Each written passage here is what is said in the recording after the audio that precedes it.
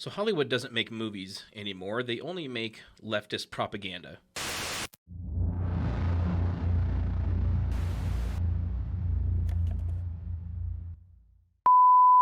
When I was growing up in the 80s and 90s, one of my favorite things to do was watch movies.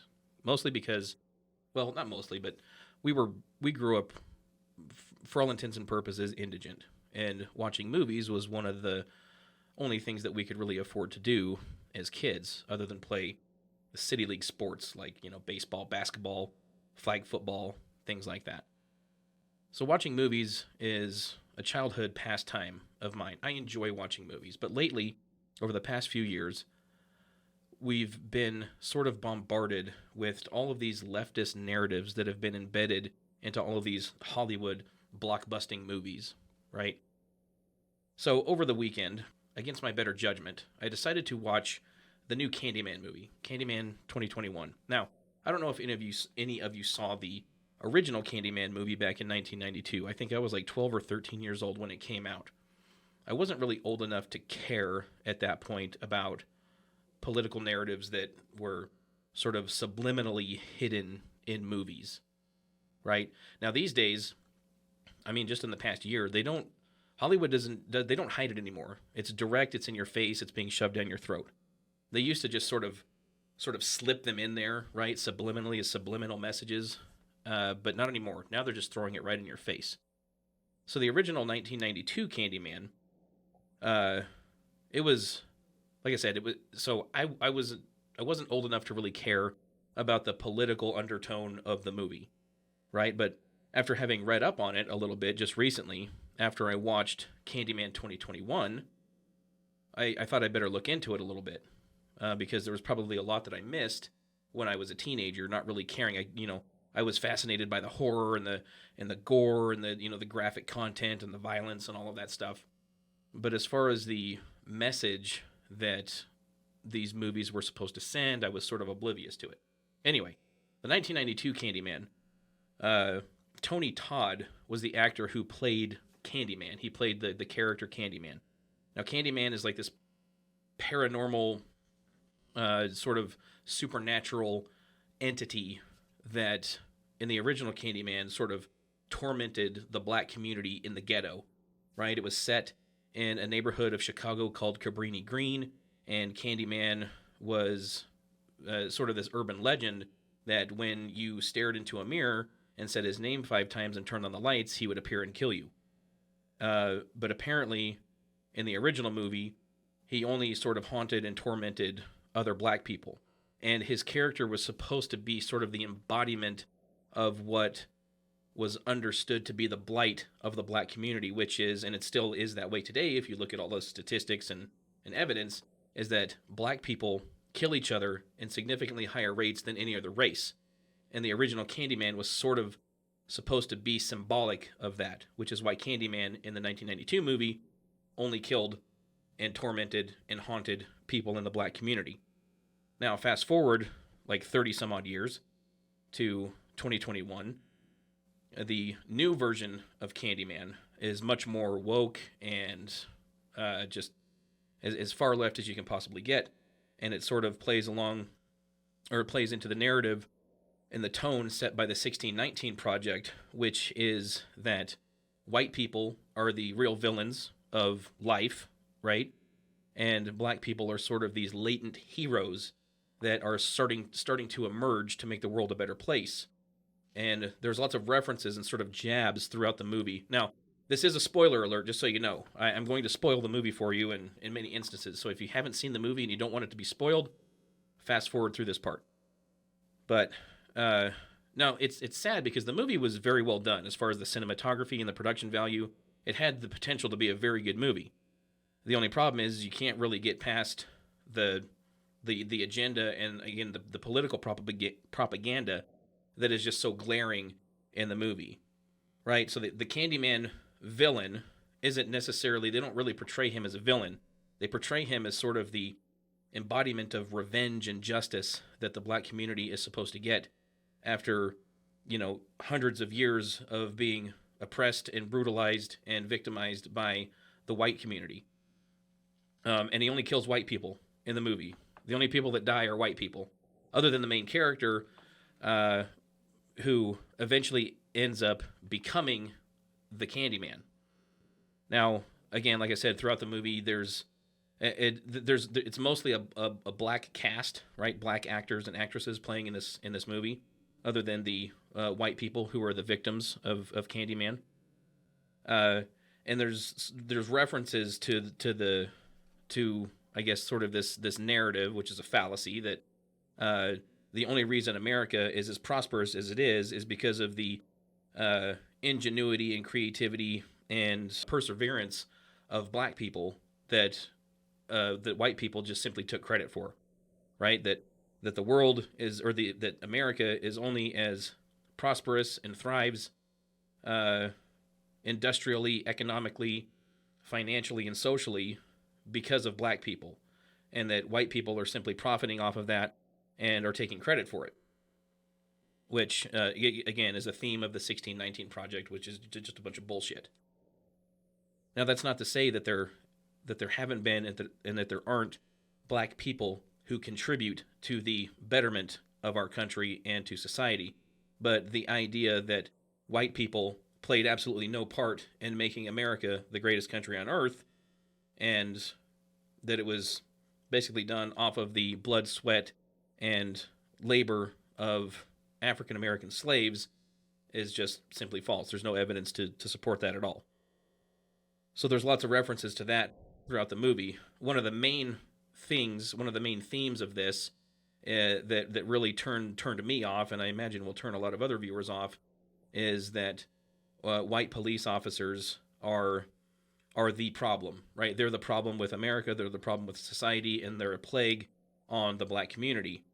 There are 6 iterations that are introduced in Candyman 2021, and I think like 3 or 4 of them, or 2 or 3 of them, illustrate true events and true characters throughout American history.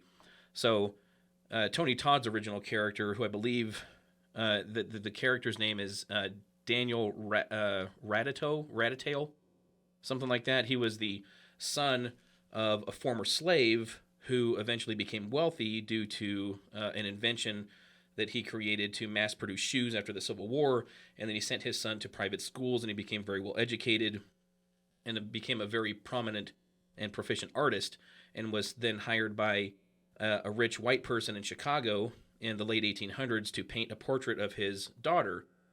Daniel fell in love with the daughter, impregnated her. The white father found out about it, became enraged, hired a mob of people to hunt down Daniel, and they hunted him down.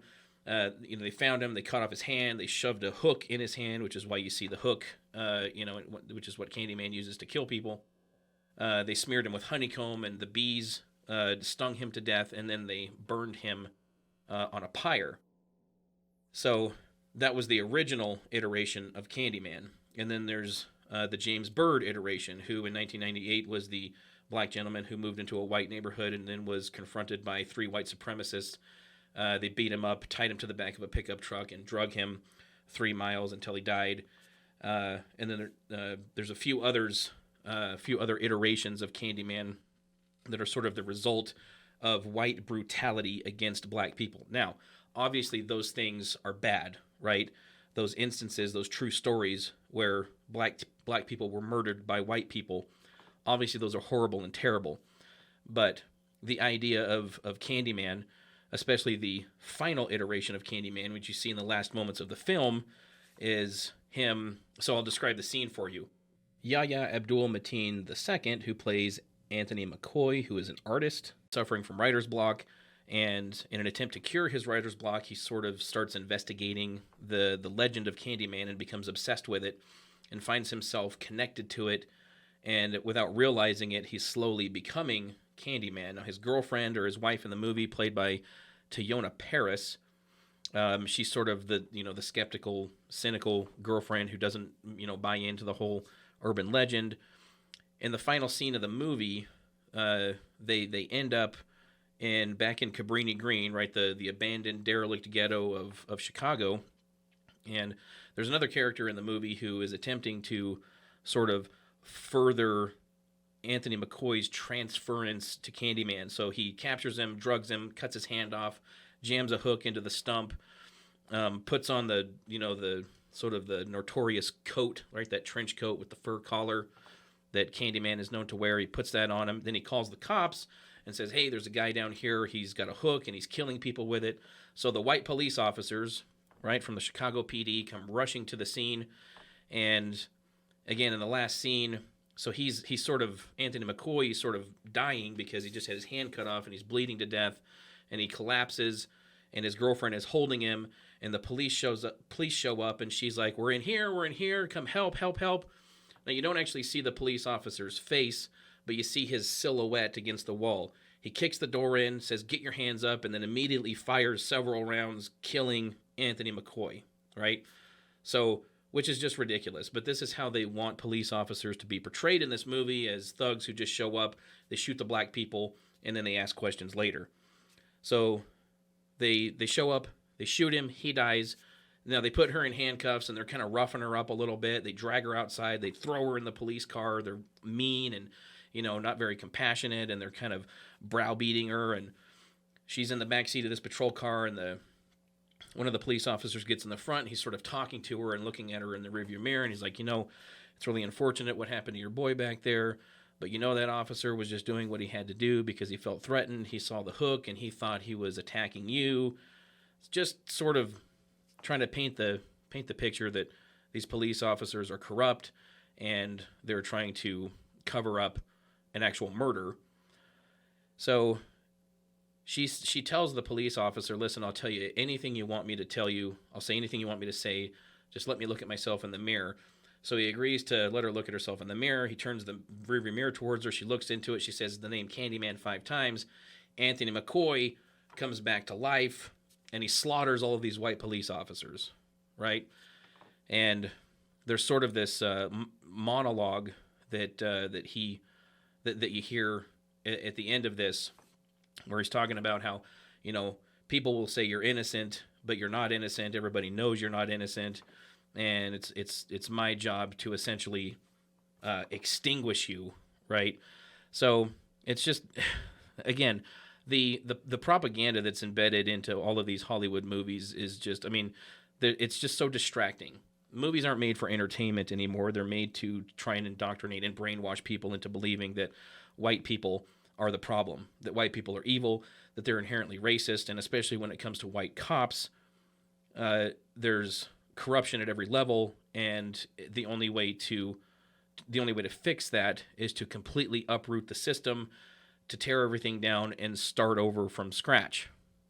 Okay? Now, this is just not true, okay?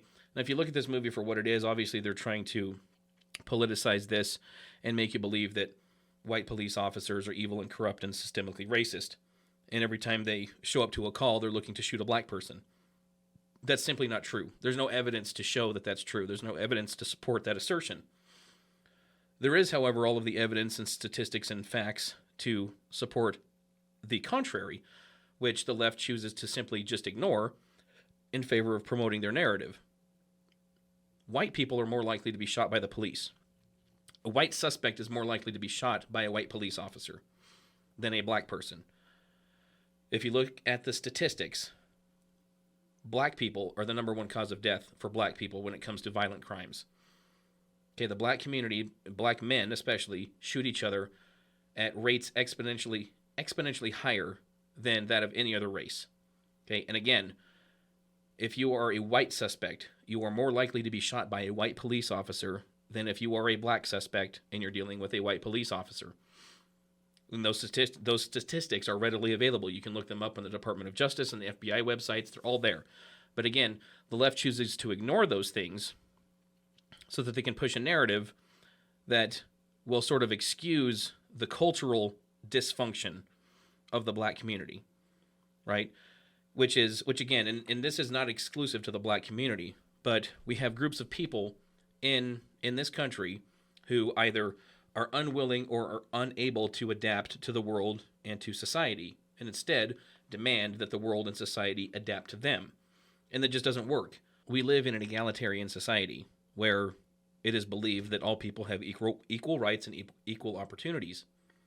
And so if you live in a society such as that, then you can't have the majority of society catering and pandering to a small minority group of people who believe that the world owes them something and that the world is supposed to adapt to them because they refuse to adapt to the world. But that's what movies like Candyman are trying to promote, is that the individual is not accountable for his or her actions, especially when it comes to criminality, but that society is somehow responsible for those things, and that it's society's fault because the person chose to act in a criminal way and chose to behave in a criminal way, and that it's also society's responsibility to fix whatever damage has been done as a result of the criminal behavior. So the individual suffers no consequences and is not held responsible or held accountable for his or her actions, and that's what the left wants you to believe.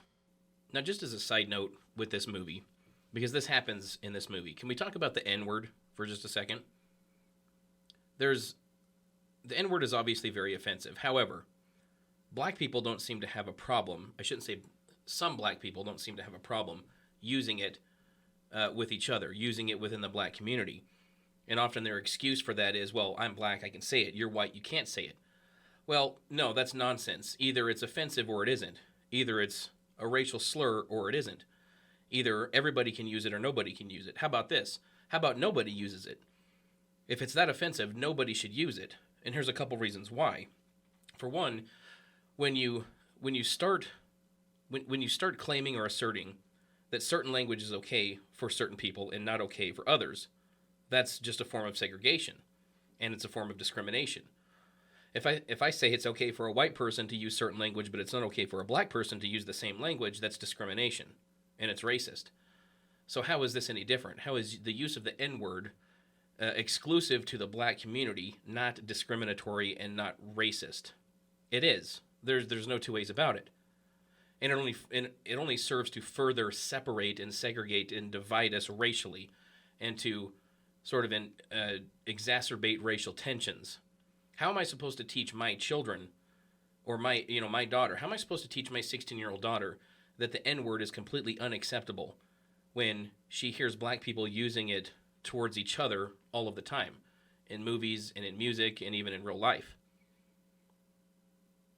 And yes, I know the answer to that question is, well, I'm supposed to teach my daughter.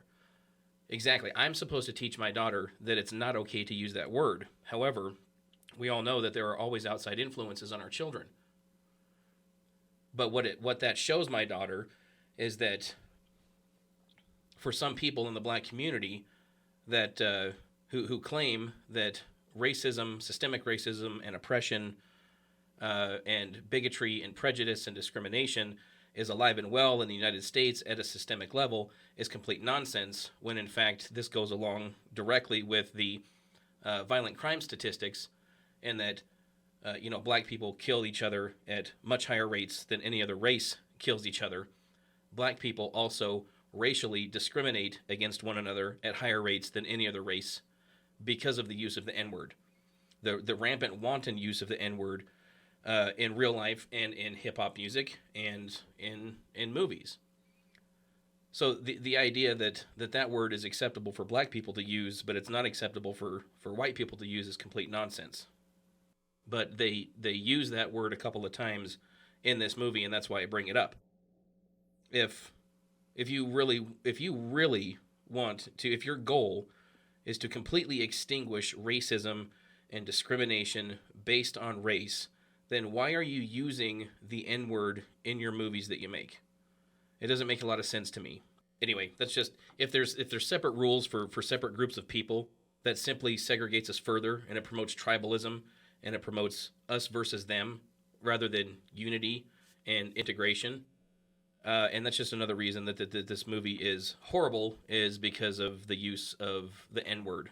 So in my opinion, Candyman was a flop. It was a bust. Like I said, it had the potential to be a really good movie based on, I guess, some of the visual effects and some of the special effects and the cinematography that was used. It had the potential to be a very good horror movie, but instead they chose to go the route of woke, and it was just a complete turnoff.